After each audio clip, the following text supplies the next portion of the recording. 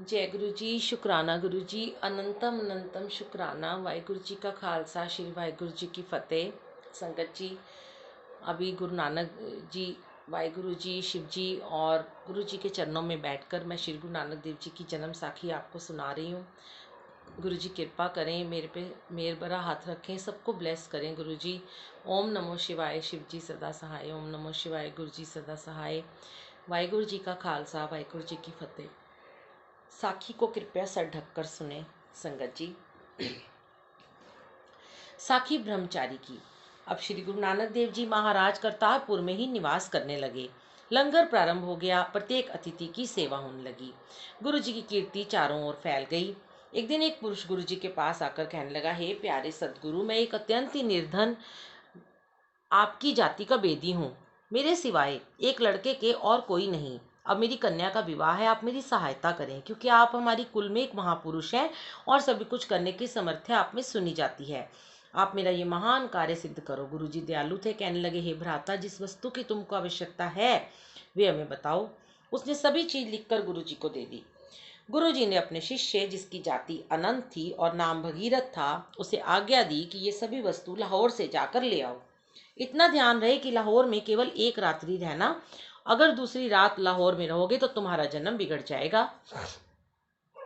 भागीरथ के मन में भय हो गया। वे भागता हुआ लाहौर जा पहुंचा। वहां एक बानिये की दुकान थी। उसे जाकर भगीरथ ने कहा, भाई ये वस्तु हमें शीघ्र दे दो, क्योंकि मैंने लाहौर में नहीं रहना, कहीं बाहर ही विश्राम करूंगा। उस बानिये ने कहा, हे भाई, और वस्तु तो मिल जाएगी, परंतु इतनी जल्दी चूड़ा नहीं बन सकता। उस बानिये ने कहा, यदि तू एक रात रहे तो चूड़ा बन सकता है। भगीरथ ने कहा, यदि मैं एक रात और रहूं तो मेरा जन्म बिगड़ेगा, इसलिए आज ही मैंने लौटना है। बानिये ने कहा, हे भाई, यदि किसी का स्वामी सख्त होता है तो वो नाराज होता है, परंतु तुम कहते हो मेरा जन्म बिगड़ता है। वे अजीब है। कलयुग में ऐसा कौन है जिसकी आज्ञा ना मानने से जन्म बिगड़ जाए। तब भगीरथ ने कहा, हे मित्र, मेरा सद्गुरु ऐसा ही है। तब बानिये ने कहा, तब तो मैं भी तुम्हारे साथ चलकर तुम्हारे गुरु का दर्शन करूंगा। एक चूड़ा रंगा हुआ है। यदि तुम्हारा गुरु सत्य में महापुरुष होगा तो मैं उसे अपना गुरु धारण कर लूंगा। यदि मेरा मन उनको मान लेगा तो फिर मैं मूल्य नहीं लूंगा, और यदि मन ना माना तो फिर मैं सभी मूल्य ले लूंगा। वे दोनों चलते चलते करतारपुर आ गए और गुरु जी के चरणों पर नमस्कार किया। जब बानिये ने गुरु जी के दर्शन किए तो उसके हृदय के कपाट खुल गए। गुरु जी के दर्शनों ने बानिये को निहाल कर दिया। अब वह बानिया 3 वर्ष तक गुरु जी की सेवा में रहा। बानीकंठ की कुछ पुस्तकें लिखवाकर अपने साथ ले गया।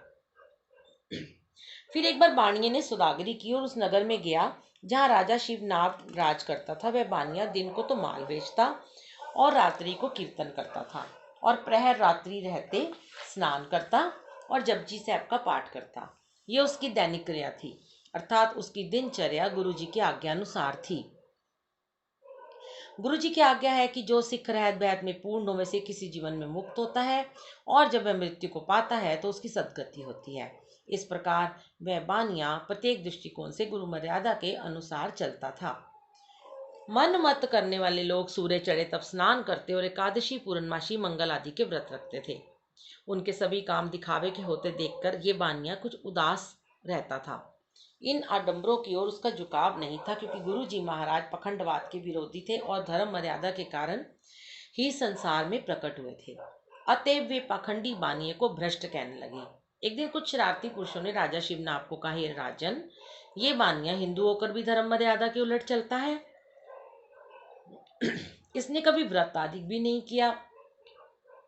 राजा ने बानिये को अपने दरबार में बुलाया। तब बानिये ने राजा का यथोचित सत्कार किया और राजा ने पूछा, हे सेठ, तू हिंदू होकर व्रत नेम आदि जो शास्त्र मर्यादा है उसे पूर्ण क्यों नहीं करता।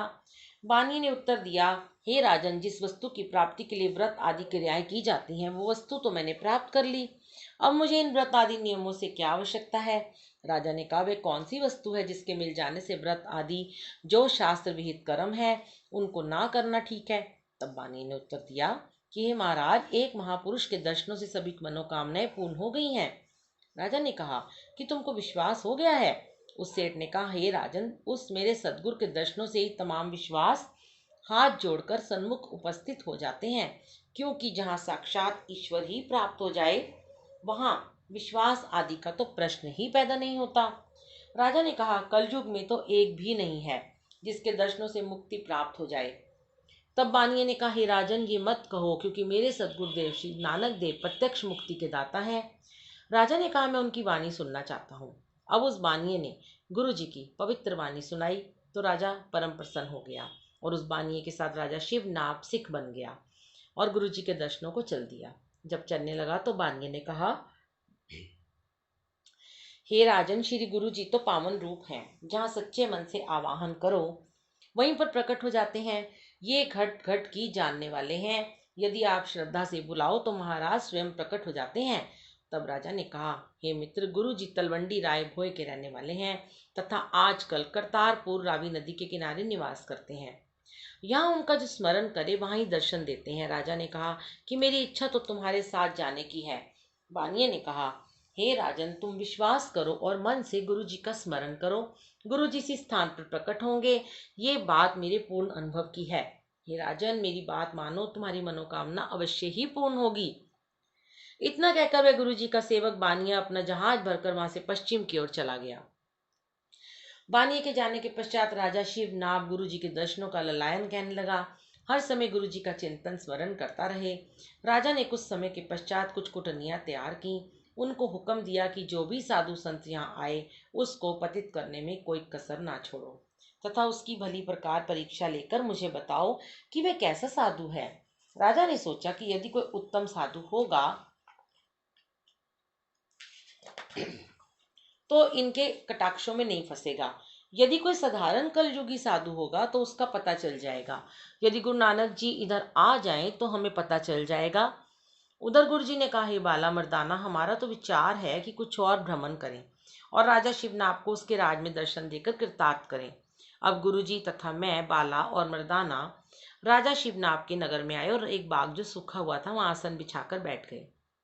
गुरु जी के पवित्र चरण जब बाग में आए तो उसी समय वे सूखा बाग हरा हो गया, फूल कलियां पैदा हो गईं। उस बाग के माली ने जब अपना बाग सर सबज देखा तो अत्यंत प्रसन्न हुआ।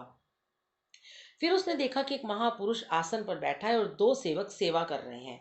उसने गुरु जी के चरणों में नमस्कार करके कहा, आज मेरे अहोभाग्य कि जो आपने मुझे दर्शन दिए। फिर वे माली राजा शिवनाभ को कहने लगा, हे राजन, एक संत बाग में आया है जिसकी कृपा से मुद्दतों का सूखा बाग फिर से हरा हो गया। मुझे मालूम होता है कि संत ईश्वर का ही रूप है। बागवान की बात सुनकर राजा ने वे कुटनीय बुलाकर कहा, जाओ, बाग में जो संत आया है उसकी परीक्षा लेकर मेरे पास आकर परिणाम बताओ। राजा की आज्ञा से कुटनीय बाग में 36 प्रकार के पकवान लेकर गई और राजा गुरु जी के आगे रखकर कहने लगी, हे महाराज, हम आपकी चरण सेविका हैं तथा आप इस मिठाई फलादि को प्रसन्न होकर खाएं। फिर कुटनीय ने एक प्रकार के कटाक्ष करने लगी जिनको देख देख कर इंद्र आदि देवता भी मोह को प्राप्त हो जाएं। वे कुटनीय नेत्रों के संकेत द्वारा गुरु जी पर अपनी काम इच्छा प्रकट करने लगी। उस समय गुरु जी ने कहा, उन कुटनियों ने जब श्रवण किया तो गुरु जी का पवित्र दर्शन किया और उनके हृदय की काम अग्नि शांत हो गई और मन में शांत सागर लहरें लेने लगा और उनके हृदय में ब्रह्म ज्ञान उत्पन्न हो गया और खोटी दूर वासना नष्ट हो गई। अब वे सभी राजा शिवनाभ के निकट आकर कहने लगे, हे राजन, आप हमारे पिता हैं, हमें आप उस दृष्टि से ना देखो तथा हमें उसी कामुक हंसी से ना बुलाओ। राजा हैरान होकर कहने लगा, हे ईश्वर, ये क्या सुन देख रहा हूँ। ये तो मेरी प्रसन्नता पर हर समय आसक्त रहा करती थी, आज क्या हो गया है जो इस प्रकार कह रही हैं। फिर राजा ने कहा, आप लोगों को क्या हो गया। कुटनियों ने कहा, हे राजन, आज हमने बाग के भीतर एक महापुरुष को देखा जिसके दर्शन मात्र से हमारे भाग्य उदय हो गए और मन में पवित्रता की गंगा बह निकली। तमाम तृष्णा मिट गई है और हम नरक से बच गए हैं। परम संतोष हमें अन्यास मिल गया है। उनकी बात सुनकर राजा शिवनाभ उसी समय बाग की ओर चला गया। राजा शिवनाभ ने बाग में जाकर देखा तो एक संत जिसके मुख पर अलौकिक ज्योति है बैठा है। फिर राजा परीक्षा के लिए पीठ देकर खड़ा हो गया। तब गुरु जी भी 2 दिन खड़े रहे और राजा भी गुरु जी के पीछे अच्छित रूप से खड़ा रहा। जब गुरु जी बैठ गए तो राजा भी बैठ गया। फिर गुरु जी ने कहा, हे राजन, कहो अच्छे हो। तो राजा ने कहा, हे गुरुदेव, आपकी कृपा से सभी कुशल मंगल है। राजा ने उस बानिए से लिख लिया था कि गुरु जी बेदी क्षत्रिय हैं और करतारपुर निवास करते हैं तथा जन्म स्थान राय बुलार है। राजा के मन में आई, पहले पता करे कि आया यही गुरु है जिसका जिक्र उस बानिए ने किया था या कोई दूसरा है। तो राजा ने कहा, हे महाराज, आपका नाम क्या है। जय गुरु जी। अब अगला अध्याय नेक्स्ट में करेंगे। शुक्राना गुरु जी। वाहिगुरु जी का खालसा, श्री वाहिगुरु जी की फतेह।